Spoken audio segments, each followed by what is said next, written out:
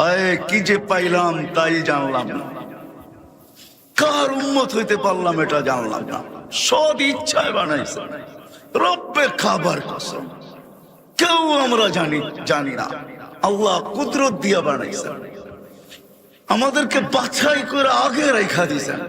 মানব জাতির ভিতর থেকে আমাদেরকে বাছাই করছেন এই উম্মতকে, এক একজনকে। আমি তো আমারটা বলি, আমার মনের ধারণা, না জানি এই মানব জাতির ভিতর থেকে কত কোটি মানুষকে বাছাই করার পরে আমি যখন কুদরতি হাতে আসছি, তো আল্লাহ বলছে একে উম্মতে মুহাম্মদীর জন্য রেখা দে। এরকম প্রত্যেককে বাছাই করছেন। হুয়া যে তাবাকুম, কোরআন বলে আমাকে, কোরআন আমাকে বুঝায় আল্লাহ নির্বাচিত করছেন, বাছাইকৃত আমরা উম্মতে মুহাম্মদী হওয়ার জন্য। আল্লাহ আমাদেরকে বাছাই করছেন, আমরা বাছাইকৃত সবার আগে।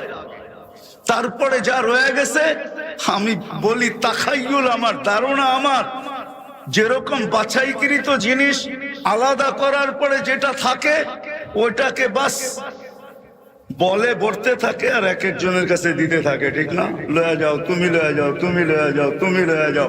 আমাদেরকে বাছাই করার পরে মানব জাতি যা ছিল আল্লাহ মনে হয় বলে বসছে আর এক এক নবীর হাতে ধরায় দিছে, লাও তুমি এতটুক লাও, তুমি এতটুক লাও, তুমি এতটুক লাও।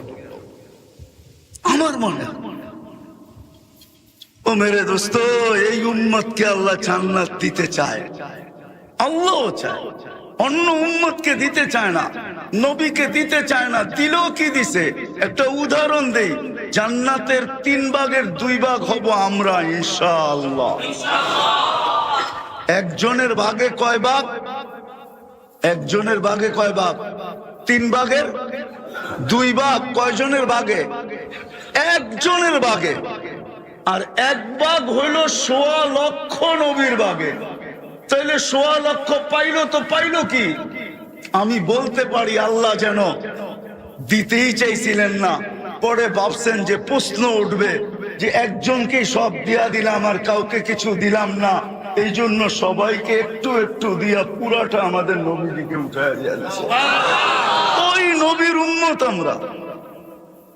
আমরা তো জান্নাত চাই, জান্নাত তো খোলার জন্য এতটুকু সময় যথেষ্ট না। যুবক সব রাখা, ডেলি 70 বার কাপড় চেঞ্জ করবে, পড়াবে আল্লাহ, খোলাবে আল্লাহ, পড়তে হবে না। সারাদিন কাম করে আইসা গামে ভিজা থাইকা গেঞ্জিটা খুলতে অনেক সময় কষ্ট হয়ে যায়, ছেলে পেলেকে ডাকে, বাবা একটু গেঞ্জিটা খুলে দে না, হাতটা ব্যথা হয়ে গেছে, ঠিক না? হ্যাঁ, আল্লাহ পড়াবেও আল্লাহ, খোলাবেও আল্লাহ, পড়ারও কষ্ট দিবে না, খোলারও কষ্ট দিবে না। সম্মানিত ভিউয়ার্স, আপনারা নিজেই শুনেছেন এবং নিজ চোখে দেখেছেন, এত সুন্দরভাবে হুজুর বলেছেন, আমার শরীরের রোমগুলো দাঁড়িয়ে গেছে। আল্লাহু আকবার। আল্লাহ পাক রব্বুল আলামিন তাদের এই রকমের কথা বলার জন্য বেশি বেশি সুযোগ দান করে দেন। ওমা তৌফিক ইল্লা বিল্লাহ, ইয়া রাব্বুল আলামিন। আল্লাহ তাদের ইলম শক্তি, আমলি শক্তিকে বাড়িয়ে দেন। আল্লাহুম্মা আমিন। আমার ভিডিওগুলো যদি ভালো লেগে থাকে তাহলে লাইক, শেয়ার এবং কমেন্ট করে পাশে থাকবেন এবং দ্বীনি প্রচারে সহযোগী হবেন ইনশাআল্লাহ। আসসালামু আলাইকুম ওয়া রাহমাতুল্লাহ।